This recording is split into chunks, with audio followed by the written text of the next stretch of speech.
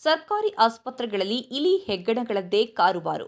ಕೆಲವೊಂದು ಬಾರಿ ರೋಗಿಗಳ ಬಳಿ ಬಂದು ಆಕ್ರಮಣ ಮಾಡಿದ ಪ್ರಕರಣಗಳು ವರದಿಯಾಗಿವೆ. ಆ ಸುದ್ದಿಗೆ ಇದು ಹೊಸ ಸೇರ್ಪಡೆ. ತೆಲಂಗಾಣದ ಕಾಮರೆಡ್ಡಿ ಜಿಲ್ಲಾಸ್ಪತ್ರೆಯ ತೀವ್ರ ನಿಗಾ ಘಟಕದಲ್ಲಿ ಚಿಕಿತ್ಸೆ ಪಡೆಯುತ್ತಿದ್ದ ರೋಗಿಗೆ ಇಲಿ ಕಚ್ಚಿ ತೀವ್ರ ಅಸ್ವಸ್ಥಗೊಂಡಿರುವ ಪ್ರಕರಣ ಬೆಳಕಿಗೆ ಬಂದಿದೆ. ಈ ಬಗ್ಗೆ ಆರೋಗ್ಯ ಇಲಾಖೆ ಸಮಗ್ರ ತನಿಖೆಗೆ ಆದೇಶಿಸಿದೆ. 43 ವರ್ಷ ವಯಸ್ಸಿನ ರೋಗಿಯ ಬಲಗೈ ಬೆರಳುಗಳನ್ನು ಹಾಗೂ ಹಿಮ್ಮಡಿಗಳನ್ನು ಇಲಿ ಕಚ್ಚಿದೆ ಎಂದು ರೋಗಿಯ ಜೊತೆಗೆ ಸಹಾಯಕ್ಕೆ ಇದ್ದ ವ್ಯಕ್ತಿ ವೈದ್ಯರಿಗೆ ತಿಳಿಸಿದ್ದಾರೆ. ಹೈದರಾಬಾದ್ನಲ್ಲಿ ಶಸ್ತ್ರಚಿಕಿತ್ಸೆಗೆ ಒಳಗಾಗಿದ್ದ ಈ ರೋಗಿಯನ್ನ ಬಳಿಕ ಆಸ್ಪತ್ರೆಯ ಐಸಿಯುಗೆ ದಾಖಲಿಸಲಾಗಿತ್ತು.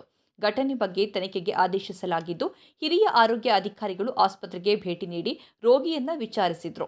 ಇದರ ಜೊತೆಗೆ ಲೋಪಗಳಿಗೆ ಕಾರಣರಾದ ಸಿಬ್ಬಂದಿಗೆ ನೋಟಿಸ್ ನೀಡಲಾಗಿದ್ದು, ಶಿಸ್ತು ಕ್ರಮವನ್ನು ಆರಂಭಿಸಲಾಗಿದೆ ಎಂದು ಅಧಿಕಾರಿಗಳು ಹೇಳಿದ್ದಾರೆ. ಐಸಿಯು ಘಟಕದ ಪಕ್ಕದ ಡಯಾಲಿಸಿಸ್ ಘಟಕವನ್ನು ನವೀಕರಿಸಲಾಗುತ್ತಿದ್ದು, ಈ ಕಾಮಗಾರಿಯ ವೇಳೆ ಇಲಿಗಳು ಐಸಿಯು ಪ್ರವೇಶಿಸಿವೆ ಎಂದು ಪ್ರಾಥಮಿಕ ತನಿಖೆಯಿಂದ ತಿಳಿದುಬಂದಿದೆ.